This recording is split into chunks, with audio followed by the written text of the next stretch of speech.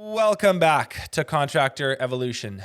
Our guest on the show today is Brooke Finlay, managing partner of Whistler Immigration. Brooke is an entrepreneur and a regulated Canadian immigration consultant. She and her team of 6 help over 200 clients a year navigate the immigration process. In other words, her firm connects business owners in construction and trades with the international talent and human capital that they so desperately need. Think about it. You as an entrepreneur can't find the people you need at home. The next logical step is to look further abroad. And that is Brooke's power zone. So if overcoming the labor shortage and growing your business is something that you care about, immigration and foreign worker programs are things that you need to look at. And the sooner, the better. I actually had no idea until this conversation, but our current demographic modeling is showing pretty clearly that by early 2030, because of our death rate versus our birth rate, our population growth will grind to a halt, and large-scale immigration policy is one of the ways we're going to fix that problem. And as she says very eloquently in this episode, this is quickly becoming not optional for individual business owners as well as the economy as a whole. When done really well, recruiting and integrating foreign workers into your business and community is a win-win. And it's something that you, the evolving contractor, need to have on your radar. I really, really enjoyed my conversation with Brooke. She's super articulate. She's very well informed. Really quick caveat before we dive in. Brooke's firm serves all of Canada except for Quebec. So if that sounds like you and this is an avenue you want to pursue, her contact information is going to be in the description of this episode. For our many American listeners, this conversation, the trends we discuss, definitely still super relevant, so keep listening. But if you want to pursue this avenue, we would advise you find a more local immigration consultant. You're watching Contractor Evolution, where we unpack the systems, tactics, and skills you need to take your fast-growing contracting business to the next level. You're here to learn what it takes to scale up, work less, and increase profitability. You've come to the right place. Stay tuned to learn what separates the new breed of contractor from the old school, and welcome to your ultimate guide on the business of contracting. Brooke, thank you so much for carving out some time to do this with us. I'm really excited to dive in with you. Thanks, Benji. I'm grateful to be here and looking forward to the conversation. So, Brooke, let's start with this. You and I were kind of talking about this offline. There is a pretty real and palpable and widening gap between the demand on trades businesses and their ability to fulfill that demand. And most of the choke point, if you will, is a lot of it we can point to like team building. Business owners in trades and construction are seemingly unable to find enough people to fill the businesses to keep up with things. And I'm wondering if just we can kind of start there with there's a very broad question, but how did we get here? There's obviously some combination of events, trends over the last number of years that has brought us to this point where business owners everywhere are really feeling the pinch. Do you have any thoughts around how we got here? Absolutely. So, I mean, we deal with this day in and day out. A large portion of what we do is working with businesses that are unable to staff their organizations, including trades businesses, but not exclusively. So, yeah, we have a bit of a finger on the pulse of why this is happening. And, generally speaking, if you look at population growth in Canada, it's not growing at the same rate that it used to grow, at least nationally.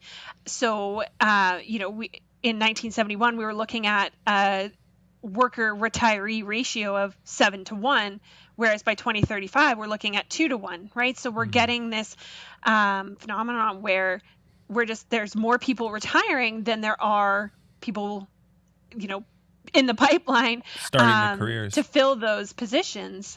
So that's just generally speaking why we're facing labor shortages across the country, and that's really industry agnostic. It's not just a trades thing. Like that's what you're saying. Yeah. This is across all sectors, all industries. This is a much bigger picture trend and problem than just contractors. Exactly. And there are industries that are harder hit by this, what's occurring in terms of, the population growth, and the availability of workers to fill the spaces of those who are retiring. Trades, I would say, based on my knowledge and experience, is one of those industries that is harder hit. And something more specific to that is, there's an RBC report recently, I think it was actually last year that it was published, speaking to what specifically was causing labor shortages in trades. And you've got things like stigma attached to trades occupations being lower paying and having less prestige, and potentially not having earning potentials of some other occupations. So, those are some factors that, from my knowledge and research, it specifically impact trades on top of the more general, our population just simply isn't growing at the rate that people are retiring and dying. Yeah, it's a very good point that this is harder hit, and what you're talking about is a perception. I don't think that that's actually true about people who have careers in trades. If you talk to any of our members, you talk to their employees, they're doing pretty well. They're doing a lot better. We talked to this in other episodes. They're doing a lot better than a lot of people who went I'm going to go get an undergrad, then I'm going to get a master's, then I'm going to climb the corporate ladder. If you sort of look at the trajectories of two individuals who took those two routes in life, I'm going to make the case that a lot of our members are doing a lot better than the people that went the other direction, which is, again, perceived as being maybe more profitable or a better route to take. But nonetheless, that's the perception. Those are the ideas that are floating around the minds of young people who may enter the trades, and kind of what we're saying is they're not at the pace that they would need to keep up. Just to piggyback on your comments about this being a economy-wide thing, but trades being harder hit. I did a talk on this last month at a conference that I was at in Cabo with one of our software partners, and the talk was called "How to Hire in a Talent Shortage," and a good chunk of it was just explaining how we got here. So I dug some notes up from that to refresh my memory. Couple really important factors here that I think you listeners need to be aware of is this sort of like pinch point, this personnel issue in your business is not just like, this didn't just erupt in the last year. This isn't just a COVID thing. Like, this goes back quite a long way. Couple things not a lot of people realize or maybe even remember is back in 2008 when we had sort of a financial crisis, new starts in construction dropped off, like they took a nosedive by about 70% all over North America. What that meant is 1.5 million people left their construction careers to either retire, go find work elsewhere, or sit on their ass and collect the eye. But they didn't stay on the job site that they were doing before. Now, if you look at, there's a really interesting graph that I pulled up that shows how those 1.5 million jobs did eventually get regained over the 10 years between about 2010 and 2020. Like, you can see people slowly entering back into the space. But then COVID happens, we lose another million people like that. It should be said, we were deemed essential early, and about 80% of those 1 million that left have come back. But it's just important, I think, for listeners to realize, like, these are big historical events that took place. This goes back a long time. And if you're feeling like, man, this feels a lot harder than it used to, there's some pretty strong, economic data to say it is. That's not just a feeling. Like, we can back that up with science.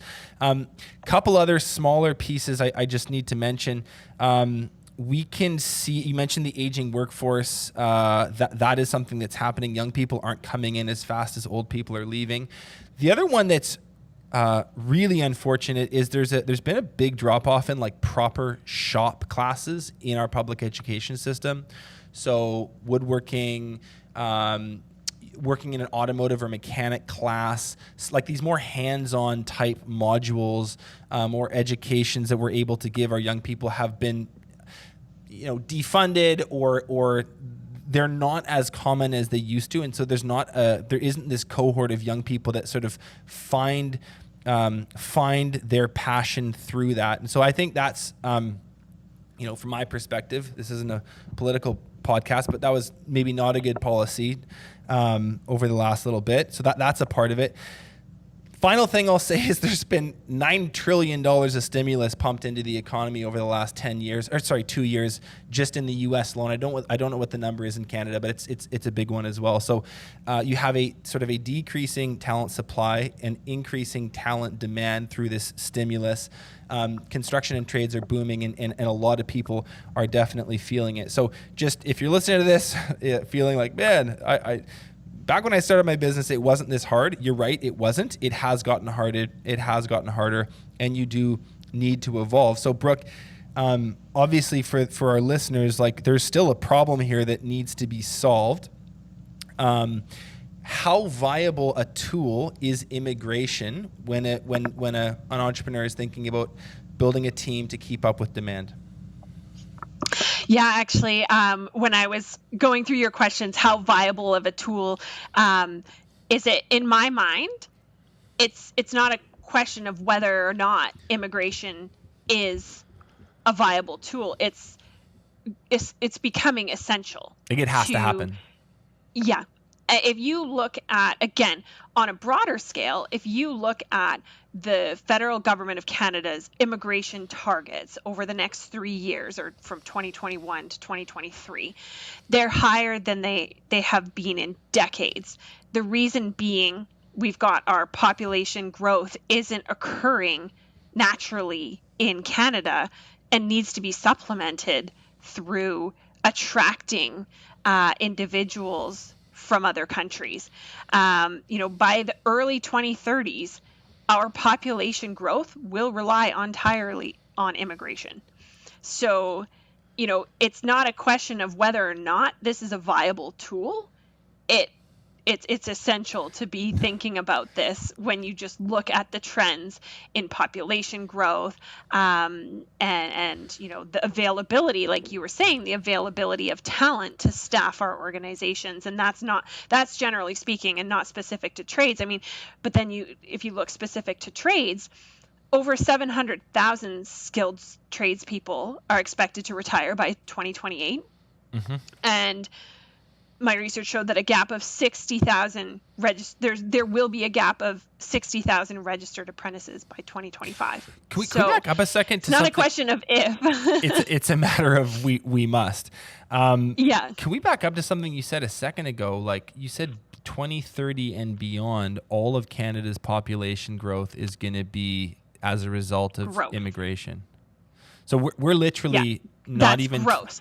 Yeah, no, I get it. Yeah, growth. So what are we at? 37, 38 million people right now in Canada. That's going to stall out somewhere, and to get to 42 or to 45 or whatever the number is, that's all going to be immigration based on the modeling right now. Yeah, exactly. Wow. Based on the government's modeling, based on third-party modeling. Yeah. So, if you were a smart business owner, this is something you would get literate on early, is what we're saying, because this is the way it is all going. Yeah. Okay. For someone that is unfamiliar with the process, just like in broad strokes, Brooke, I know a lot of this stuff is very detailed. There's obviously a ton of legal underpinnings for all this. So we don't need to get crazy stuck in the weeds on certain details within it, but just, generally speaking, what does the process look like if a business owner wanted to use immigration to bring on people for their team? Mm-hmm. So I'll take it really high level because, like you said, we don't want to get stuck in the weeds, but just for some perspective, in Canada alone, there are over 50 different ways that somebody could get a work permit.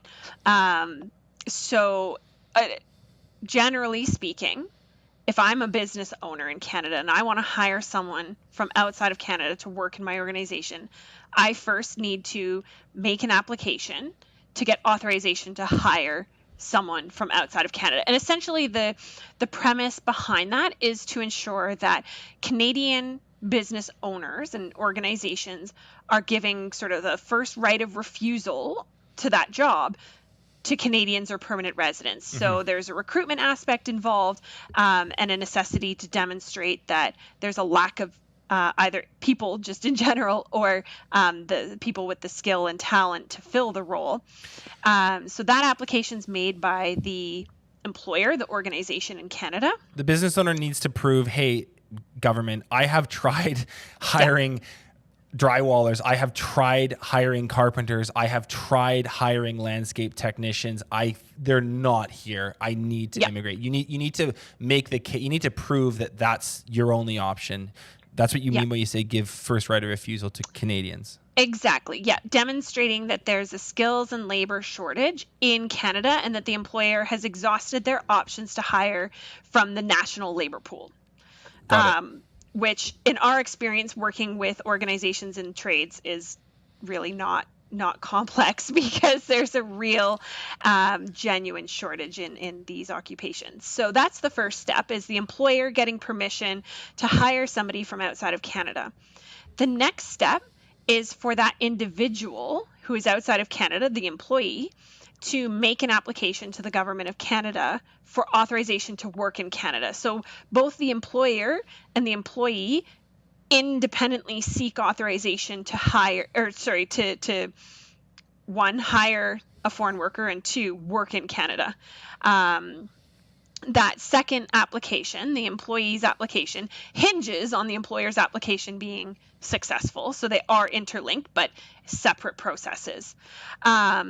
And then once the employee is approved to come and work in Canada, then there's the process of them arriving, settling, integrating into the organization and the community that they're living in.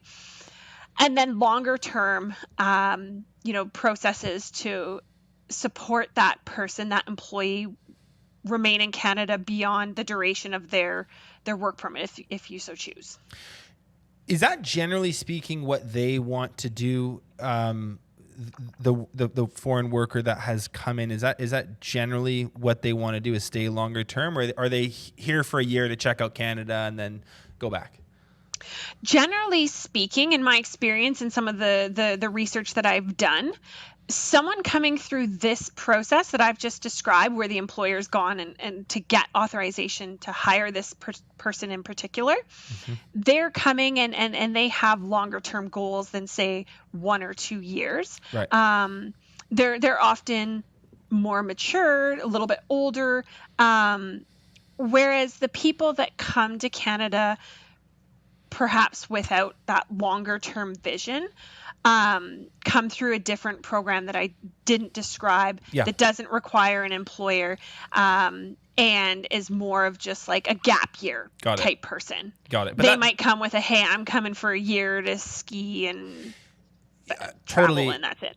Well, so there is that option out there available too. We're not actually really talking about that today. We're talking more about like the people that want to come here, they want to stay here.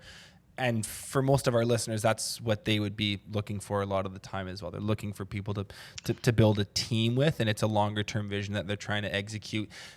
Sure, an extra body here or there to get through the busy season of the summer certainly helps. But if I think I know our listeners pretty well, like they're like, no, I want a foreman that's going to be here for 5 years because we got a lot of stuff coming down the pipe, or I want a project manager who I can build into because, so it's that is definitely fitting more of the core needs of our members.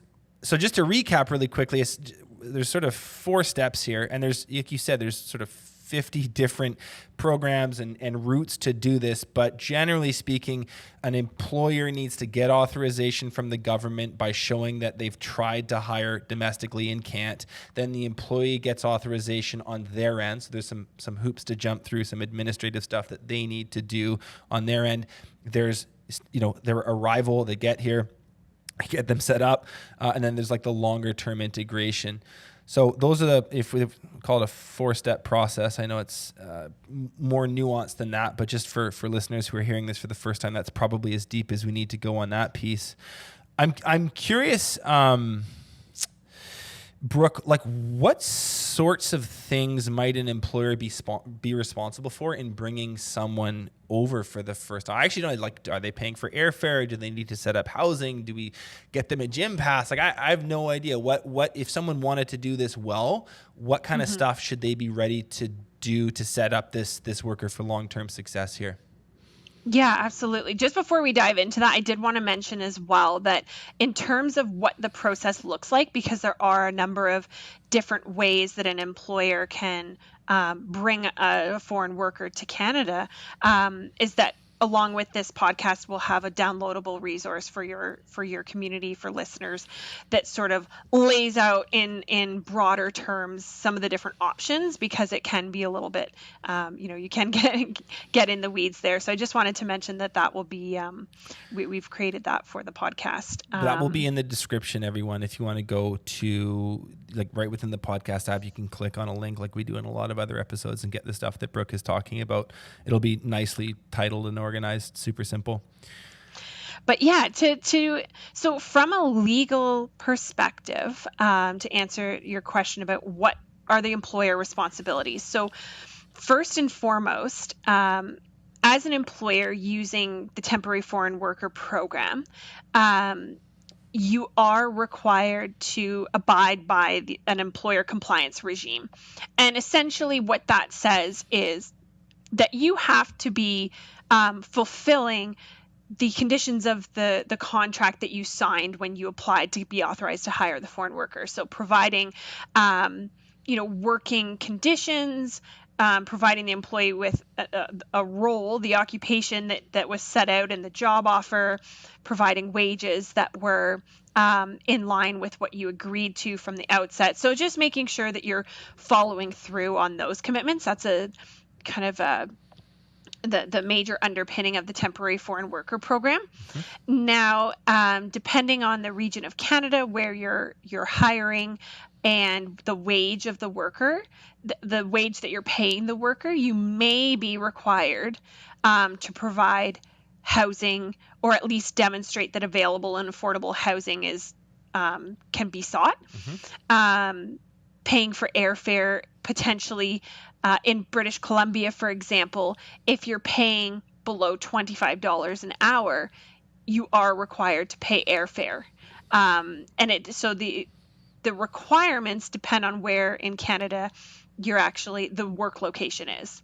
And then also providing insurance until that person can get coverage from the provincial healthcare. Mm-hmm. So there are some rules, or sort of like some bare minimum requirements of what you mm-hmm. need to do as an employer, and that would change based on hourly wage. It would change based on geography and sort of the channel that you've decided to use. Again, we don't need to get into it in this podcast, but exactly. There's sort of like a bare minimum version of it, and then I'm sure there's also people that go above and beyond and probably do a little extra, which I do actually want to ask you about in a second here. How long does this process take? I don't know if you can give us a range, like just if someone was listening to this going, man, I hadn't thought of that. That's a good idea. The first thing they go is like, can I get them next week?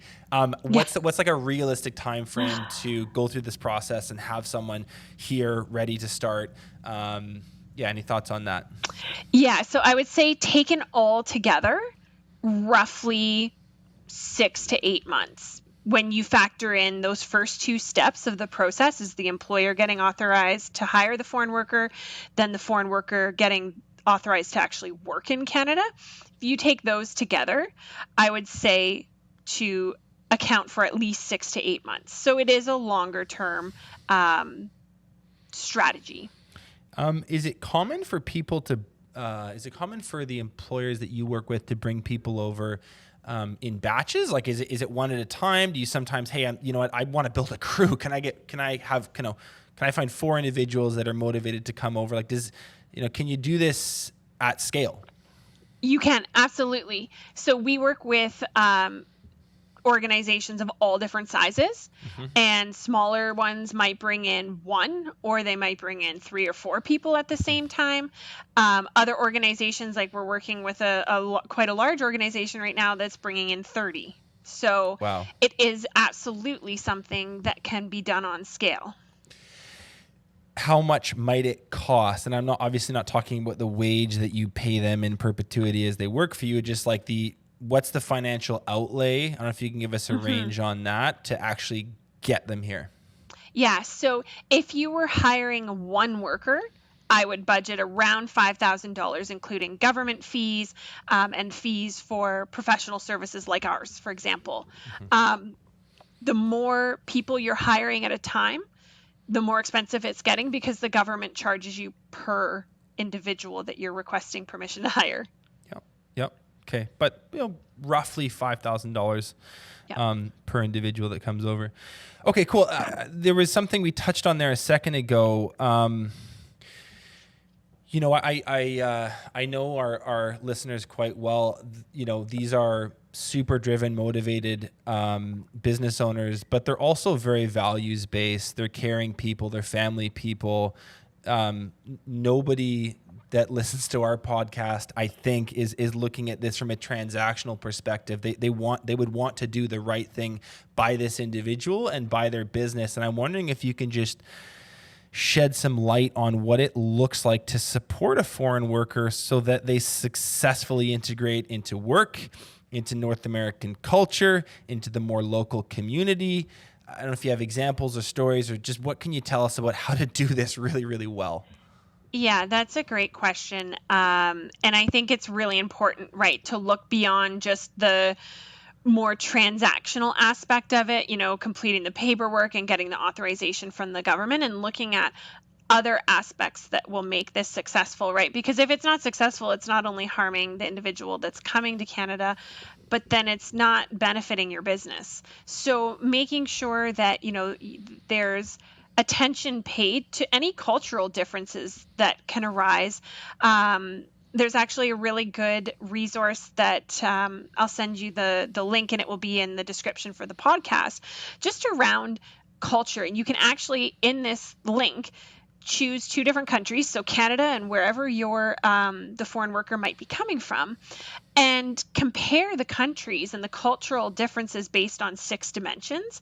And it's really important, in my opinion, for employers to be doing this, to understand, okay, well, what are the differences in culture, and how might that play out on, the work site, so that it helps to mitigate frustrations. I've talked to a number of employers in the past who are like, this person just doesn't do this or doesn't do that. And when we look at it from because of our culture and how we've grown up and the expectations that we've learned, we might have certain expectations that aren't shared simply because of cultural differences. So understanding on a higher level the culture, how cultures are similar or different, is a good starting point, I think, for an employer who's looking to use immigration as a tool to grow their business.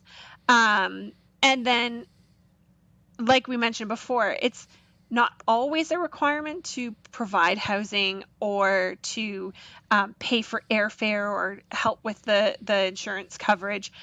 But for someone that wants this person really to succeed, whether or not it's providing those things or at least helping the individual to understand how to get things set up, what types of things they might need.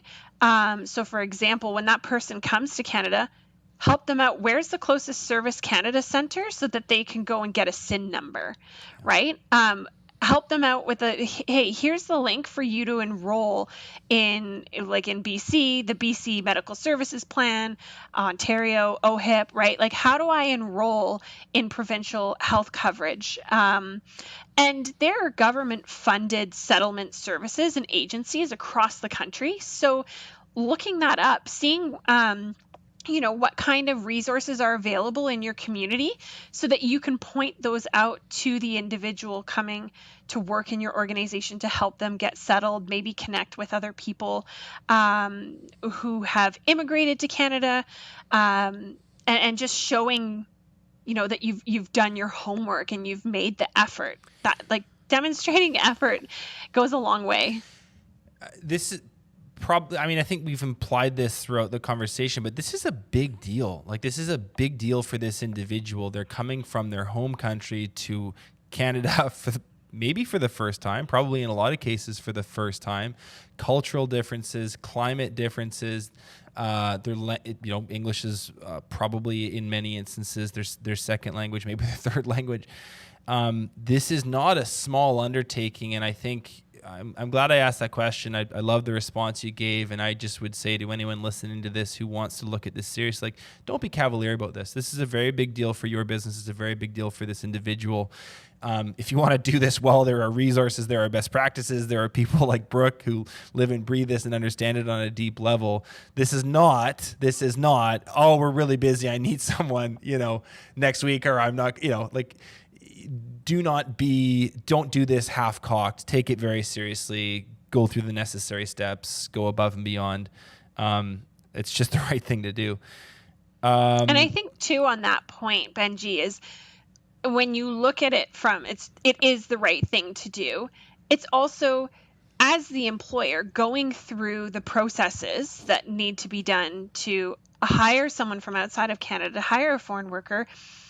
It comes with a certain amount of input and resources and effort from the employer as well as the employee.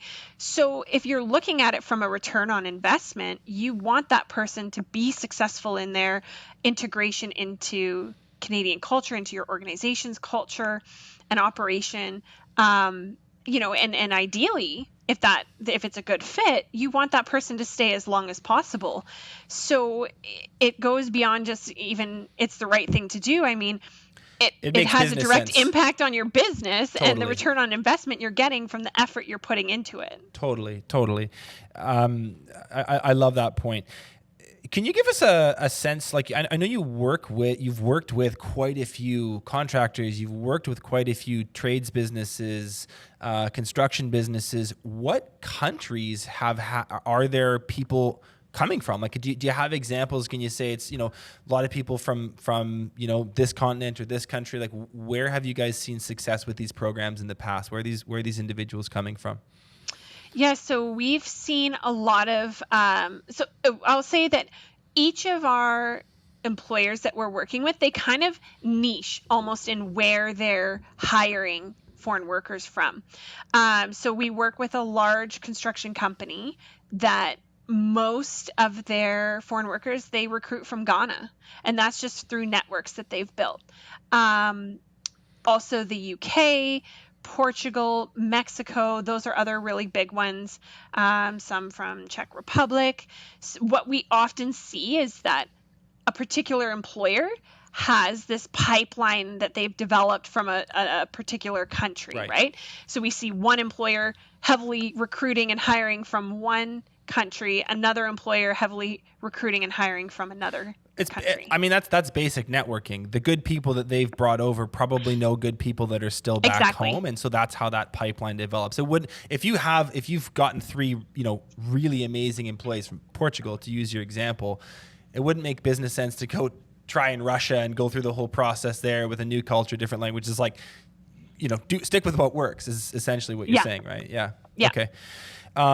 Really good point. One question I meant to ask earlier is what level of English would these individuals have when they come over? Are they fluent? Do they have a basic understanding? Is this measured? Is it measured? Is it tested? Like, how does the language barrier thing work? Yeah. So when we just kind of backtracking on the 4 main steps of the process, first, the employer getting authorization to hire a foreign worker, then that worker getting authorization to work in Canada. At that level, or in those stages, it's not actually, there's not a language test that the foreign worker needs to do. There's not a minimum, this person has to have this benchmark of English.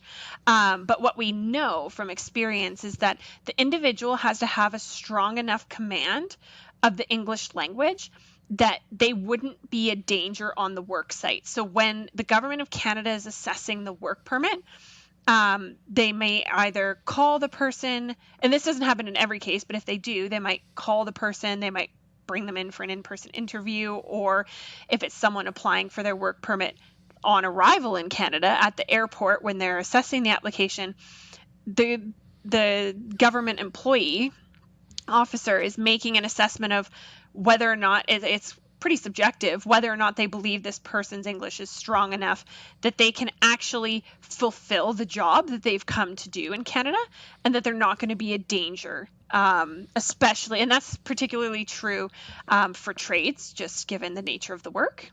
Totally. So, Yeah. but then when you're looking at longer term objectives, so if the person you want to hire is saying, hey, yeah, I'll come and work with your organization. I also, want to make it known that I want to stay in Canada long term. Is that something you'll support me with? Then when you look at that fourth step that we talked about, helping that person transition from temporary worker to permanent resident of Canada, that permanent residency process is where there are minimum language benchmark requirements. So that's something to consider and potentially even address like in the first stage, to make sure that if you get through stages 1, 2, and 3, you don't get to stage 4 and realize, oh, we've hit a roadblock based on language. Yeah. Yeah. So I like going back to the question before, if you were interested in doing this the absolute best way possible, supporting this individual as well as you could, is to say nothing of like how this makes your business better, it probably would be smart to look for people that already have a pretty solid baseline English, or if they don't, there's some plan in place to get them caught up, whether that's through the people they work with on your team, a tutor outside. I don't know what that would look like, but there's many factors in this. The language piece is one that needs to be considered, I'm sure, on a case-by-case basis. Mm-hmm. So wanted to just get like, I love pros and cons lists. What are the benefits? What are the challenges? Start with benefits. Like, what are the really, really awesome things about this route? Speak from experience or other clients you've had that have done this well. And then maybe tell us about some of the pitfalls, some of the obstacles that business owners need to be aware of as well. Yeah, absolutely. I mean, benefits, I think a real obvious one is filling employee and staffing shortages you're having in your business, first and foremost. Second of all, the diversity that people bring, the different ideas and the innovation that's possible when you have a culturally diverse team. It is incredible, right? Like just different ways of thinking, different ways of doing something, all contributes to your business's success and growth. So those are huge benefits.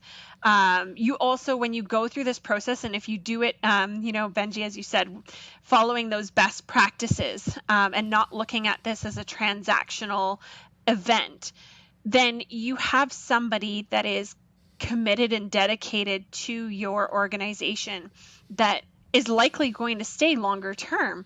So that's benefiting your organization. Mm-hmm. You're getting a higher ROI on investing in immigration as a recruitment and a retention tool. Mm-hmm. And it's helping your business. I mean, if you think about the impacts and how your business is impacted from a revenue perspective, when you're constantly having to rehire because people are coming and going, it's just a revolving door. Having these committed longer term employees has a direct impact on your bottom line, right? And the quality of the service and product you're able to provide. So those are some of the key benefits of using immigration, and not just using immigration programs, but using them in the right way. And then in terms of some of the pitfalls or challenges, recruitment, especially for an organization maybe that's never hired a foreign worker before, can be a challenge. Yeah. just you asked me in some of our pre-sessions, where do people find workers to hire? That definitely can be a challenge, but some of the places that you can look, like we said before, the networks, current staff, look at what others in the industry are doing and where, where are they finding workers. You can also use third-party recruiters. We're currently in the process, we're immigration specialists. We specialize in completing navigating the process of getting all the authorizations that need to be had.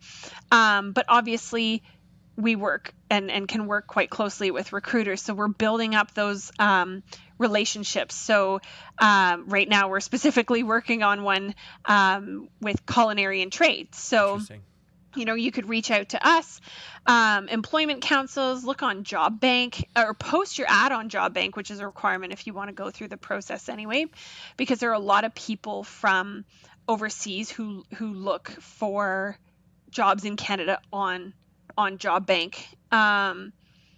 Immigrant and settlement services and trade schools as well, to see, there may be international students at trade schools, but also domestic students. So best of both worlds. What would be some, we don't need to name names or companies or any individuals, but do you have some success stories? I know you've been doing this for a while. You've had many clients go through this process. Can you shed some light or give us a story about someone or a few people for whom this has been good for the company, good for the individual or the group of individuals that came over, and good for the community as a whole? What's an exemplary case? Yeah, well, we have employers that we've worked with for 10 years or more who use immigration as a tool to help grow their business, and are also committed to supporting the employees. So these employers are going the extra step to help find housing or provide housing. And by provide housing, I'm not saying they get it for free, but have organize it, right? Have the house available and rent it out, as opposed to the individual having to reach out to landlords directly and not really know what it's like in Canada, or I know you have listeners in the US too, not really know what to expect in terms of securing housing. Do that work for them, right? If your organization's big enough and you have an HR team, even if you don't, pull that together. And so we have companies that we've worked with that do that, kind of make sure, say, hey, we've got housing set up for you, organize that language training. And I think some of the greatest success we see is from employers that recognize that this is not, for most workers coming to Canada, this isn't a short-term play, it's a long-term play. So recognizing and understanding, seeking to understand the long-term goals and objectives and dreams of the individual that you're hiring, and doing what you can as an employer to support them. So that's why when I described, what does the process look like, that fourth step is helping that person transition to permanent residence, because we know that in overwhelming numbers, that's the ultimate objective of people coming and working in Canada. It's not a mandatory step, just to be clear. It's not mandatory that you support that person in that transition. But when we see where we see the most success is employers that know, or that seek out from the person they're hiring. Hey, this is your goal. Okay, let me see what I can do to support you in that, right? Because it's a two-way street. 100%. And all of we talk about this stuff, sort of this really, high performance leadership type stuff on other episodes, building a career path for the people that work for you, understanding their personal and professional goals. Some people are involved with coaching and developing. Some employees are involved with health goals and family goals. When you This is no different than how you would treat any other employee within your business if you wanted to develop them as a team member, and as a person within the community. So all of the stuff that we talk about in other episodes still applies. There's a couple other barriers, a couple other obstacles that make this a unique challenge, but this is all the same stuff. You want to kick-ass, rock star, long-term employee to take the load off of you and grow your business. This is one of a few tools. And I'll say this too, this conversation is one of a few things you ought to be doing as a business owner. We've had this, we just did this big, long 6-part recruiting and hiring series. Still do all of that stuff. You should still be trying to, hire domestically as well, but this is one thing to add to the tool belt. Really, really love this conversation. I really, really appreciate the insight you've shared here, Brooke. And it's one I'm passionate about. And I think this is the way, as you said at the beginning, this is the way all this stuff is going anyway. Get an early start. Where can people find out more about you and the work that you do, Brooke? On our website, so whistlerimmigration.com. And you can also follow us on socials, so Facebook, Twitter, Instagram, and reach us that way. Cool. Really appreciate you doing this with us. I hope you'll come back at some point in the future and we can talk about more stuff. Sounds great. Thanks, Brooke. Thanks a lot for having me. We are giving you the chance to win a full vehicle wrap from our friends over at Graphic Impressions. The lowest hanging fruit when it comes to building your brand is a simple vehicle wrap. If you talk to any entrepreneur with a wrapped fleet of vehicles, they'll tell you it's a significant source of leads for their business. And we want to give you a chance to win a vehicle wrap for free. To enter, all you need to do is hit subscribe over on our YouTube channel, which is Breakthrough Academy. It's literally that simple. Plus, you'll stay up to date with all the best Contractor Evolution content, which will be delivered right to your feed every week. On April 30th, the winner will be randomly selected from our new subscribers and will receive a vehicle wrap on us. So what are you waiting for? Hit that subscribe button below. Thanks so much for watching this episode of Contractor Evolution. If you've already subscribed to our channel, consider sharing this episode with another contractor who you think needs to hear it.